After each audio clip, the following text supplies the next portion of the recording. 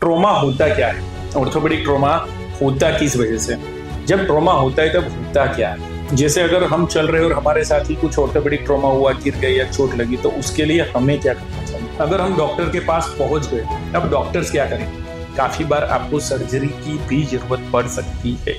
Nicotine जो होता है तंबाकू के अंदर, वो हमारी किसी भी रिकवरी के लिए, जैसे हड्डी या मांसपेशियों की रिकवरी के लिए, वो सबसे बड़ा दुश्मन है।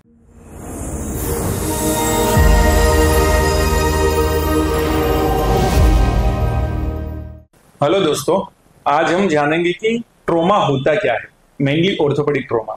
ट्रॉमा मतलब चोट। हर एक इंसान को कोई ना कोई चोट तो लगती है उसकी लाइफ में। कभी ऐसा नहीं होता कि उसको कभी कोई चोट ही नहीं लगी। लेकिन इसके अंदर ऑर्थोपेडिक ट्रॉमा क्या होता है, तो ऑर्थोपेडिक मतलब हड्डी, हड्डी से रिलेटेड। तो ऑर्थोपेडिक ट्रॉमा टोटल 4 टाइप के होते हैं। एक होता है फ्रैक्चर। फ्रैक्चर का मतलब होता है कि हड्डी का टूट जाना। दूसरा होता है डिसलोकेशन, मतलब हड्डी अपनी जगह से खिसक जाना।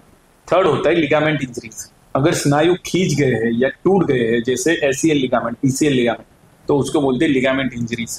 एंड चौथा होता है मांसपेशियों का या स्नायु का फट जाना, जिसको हम बोलते हैं टेंडन इंजरीज।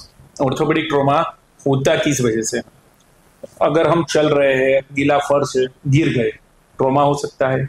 आराम से रास्ते पे जा रहे हैं, किसी ने आके हमें जल्दी से टकरा दिया, हम गिर गए, उससे ट्रॉमा हो सकता है। कोई हाइट की गिरने से वजह से ट्रॉमा हो सकता है। खेल कूद के दौरान ट्रॉमा हो सकता है, फुटबॉल, क्रिकेट आदि सब में ट्रॉमा होता रहता है।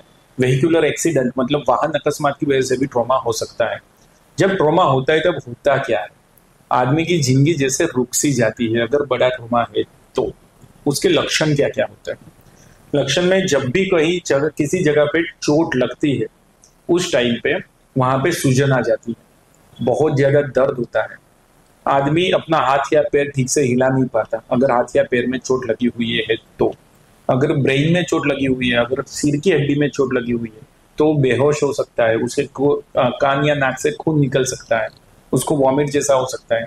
अगर रीढ़ की हड्डी में चोट लगी हुई है तो उसकी वजह से हाथ पैर काम नहीं करते, या फिर पैरों में हाथ में झुनझुनी होती है, उस टाइप के सिम्टम्स या फिर लक्षण उसमें दिखाई देते हैं। जब भी ये सब होता है तब हमें सबसे पहले क्या करना चाहिए, जैसे अगर हम चल रहे और हमारे साथ ही कुछ ऑर्थोपेडिक ट्रॉमा हुआ, गिर गए या चोट लगी, तो उसके लिए हमें क्या करना चाहिए। तो सबसे इंपॉर्टेंट है first call for a help. एक बार आप किसी को बुला लो मदद के लिए। आप आसपास देखो, अगर कोई है तो उसको बुलाना सबसे ज्यादा जरूरत है इसके अंदर, क्योंकि वो सबसे पहले आपकी हेल्प करेगा। आप खुद उस टाइम पे अपनी हेल्प शायद ना भी कर पाओ। दूसरा होता है राइस। राइस का मतलब होता है rest, ice, compression and elevation. जहां पे भी चोट लगी है, सबसे पहले उस अंग को या उस पार्ट को आराम देना चाहिए, उसको ज्यादा हिलाना नहीं है, वरना सूजन और दर्द और ज्यादा बढ़ेगा। दूसरा होता है बर्फ लगाना। अगर आसपास कहीं से बर्फ मिल रही है या कुछ ठंडा मिल रहा है, तो उसको वहां पे अप्लाई करो, ताकि थोड़ी देर आपको ठंडा लगेगा, दर्द कम लगेगा उससे।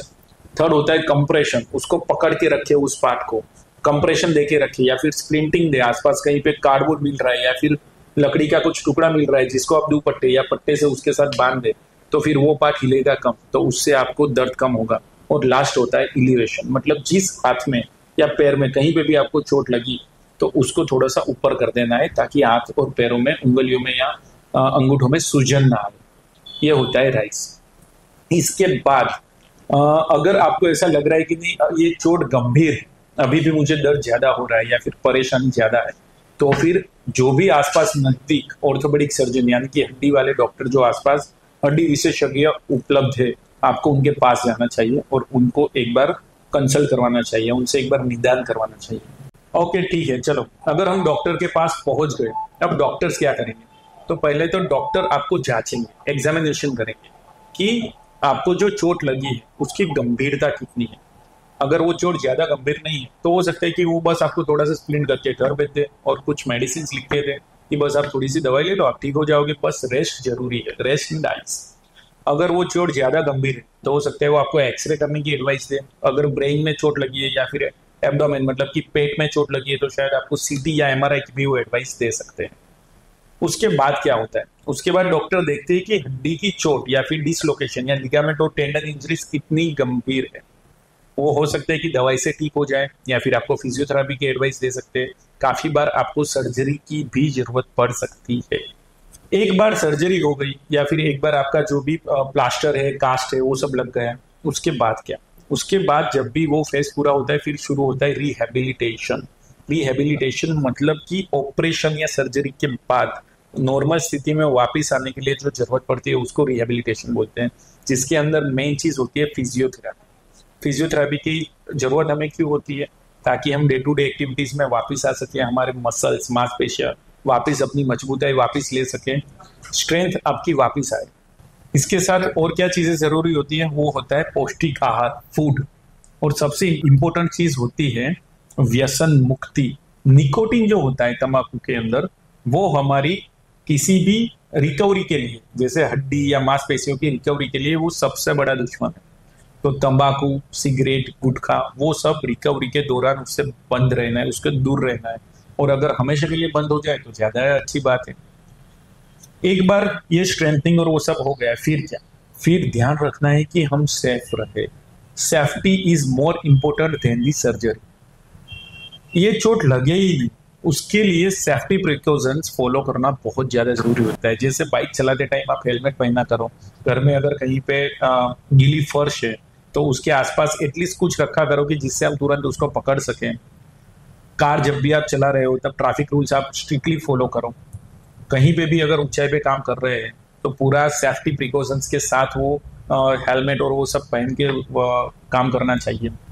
अगर टाइम पे सही आपको ट्रीटमेंट नहीं मिलती, सारवार नहीं मिलती, तो उसकी वजह से क्या होता है? अगर कहीं पे हड्डी टूट गई या फिर कहीं पे डिसलोकेशन हो गया और अगर उसको सही सारवार नहीं मिली तो फ्यूचर में वो हमेशा के लिए थोड़ा थोड़ा थोड़ा थोड़ा दर्द कर सकता है, जिसको हम क्रोनिक आर्थराइटिस बोलते हैं या फिर माल यूनियन बोलते हैं, जो फ्यूचर में आपको दर्द कर सकता है। सो इन सब के सबसे बचने के लिए सबसे ज्यादा जरूरी है कि जब भी ऐसी कोई चोट लगती है उस टाइम पे पहले खुद का इलाज करें जितना हो सकता है, और उसके बाद डॉक्टर को कंसल्ट करें। डॉक्टर के पास जाना इसमें बहुत ज्यादा जरूरी होता है। Thank you.